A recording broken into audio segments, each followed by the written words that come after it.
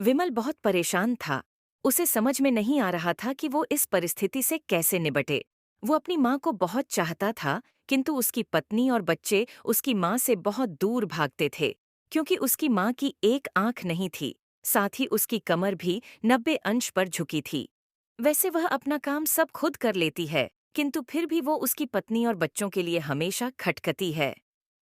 दादी, आप ऊपर के कमरे में जाओ, मेरे दोस्त आ रहे हैं।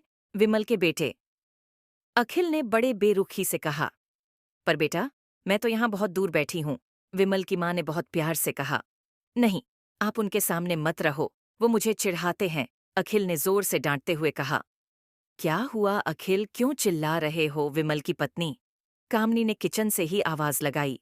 देखो न माँ, ये दादी यहीं ड्राइंग रूम में बैठी हैं और मेरे दोस्त आ रहे हैं। अखिल ने शिकायत भरे लफ्जों में कहा। माँ जी, आप ऊपर चली जाओ, क्यों हम लोगों को लजवाती हो? कामनी ने बेटे का पक्ष लेते हुए कहा। बेचारी सरस्वती चुपचाप उठकर जीने के सहारे ऊपर जाने लगी। कमर झुकी होने के कारण उन्हें ऊपर चढ़ने में बहुत परेशानी हो रही थी, किंतु वो पूरी ताकत से ऊपर के एक अकेले कोने वाले कमरे में जाकर बैठ गईं। विमल बाजू के कमरे से सब सुन रहा था। उसे कष्ट हो रहा था कि उसकी माँ को अपमानित होना पड़िढ़ रहा है, किंतु वो असहाय था। अगर वो कुछ कहता है तो पत्नी और बच्चे उसका विरोध करने लगते हैं। दूसरे उनके तर्क भी सही लगते हैं। चूंकि वो एक प्रशासनिक अधिकारी था, उसका सामाजिक स्तर बहुत ऊंचा था।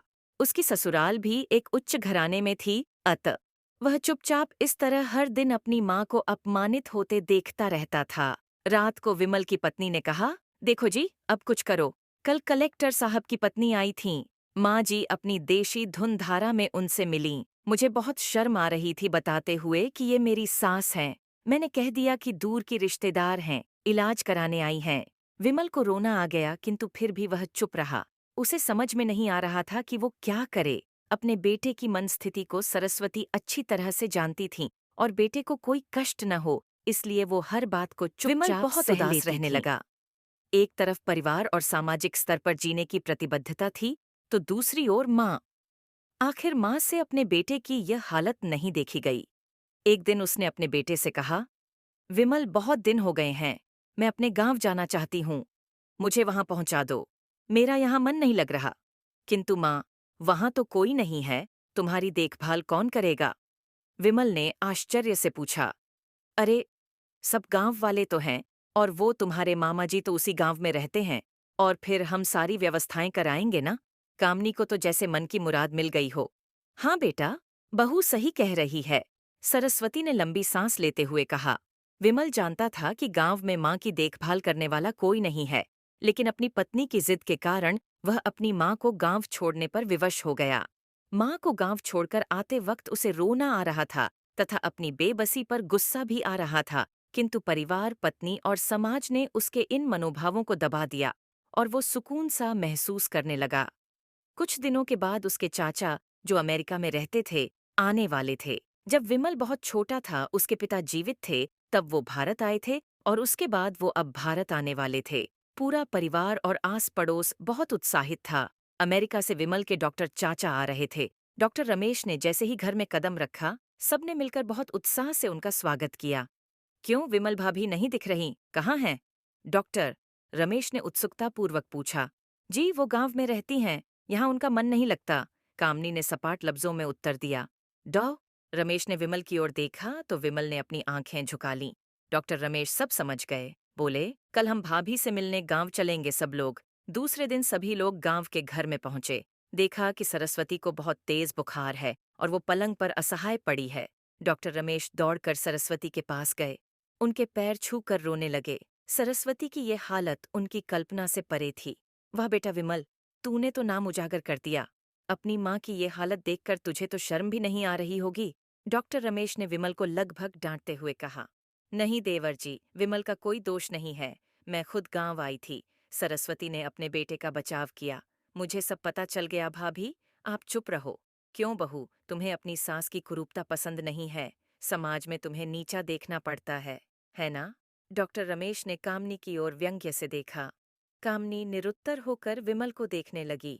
आज तुम जिस सामाजिक स्तर पर हो, वो इन्हीं के संघर्षों की देन है, और बेटा विमल, तुम्हें शायद मालूम न हो कि बचपन में जब तुम 1 साल के थे, तब छत से नीचे गिरने के कारण तुम्हारी एक आंख फूट गई थी और तुम्हारी रीढ़ की हड्डी में भी समस्या थी।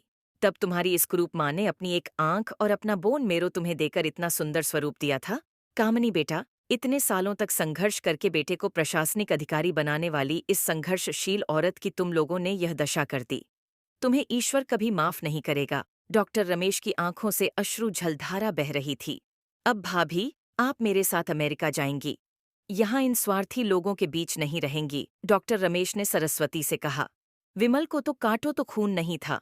डॉक्टर रमेश जो उसके चाचा थे, उन्होंने जो राज बताया उसके बाद तो विमल को यही लग रहा था कि उससे ज्यादा पापी इंसान इस दुनिया में कोई और है ही नहीं। वह दौड़ता गया और माँ सरस्वती के कदमों से लिपट गया। माँ, मेरा अपराध अक्षम्य है। मैं जानबूझकर चुप्पी साधे रहा, आपका अपमान करवाता रहा। अब सिर्फ आप ही उस घर में मेरे साथ रहेंगी और कोई नहीं। विमल ने आग्नेय दृष्टि से अपनी पत्नी और बच्चों को देखा। कामनी को भी बहुत पश्चाताप हो रहा था, किंतु उसकी हिम्मत नहीं हो रही थी कि वो सरस्वती से आंख मिलाए। सरस्वती ने कामनी की मन स्थिति को समझकर उसको पुचकारते हुए अपने पास बुलाया और विमल को डांटते हुए कहा, खबरदार, जो मेरी बहू को मुझसे अलग करने की कोशिश की तो तुझे ही घर से बाहर निकाल दूंगी।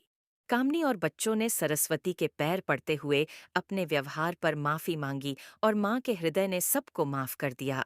इस कहानी से यह सीख मिलती है कि कभी अपनी माँ की अपमान सहना नहीं चाहिए और ना ही उनका अपमान करना चाहिए, क्योंकि माँ एक ऐसी अनमोल रत्न होती है जो हमें हर परिस्थिति में खुश रखती है।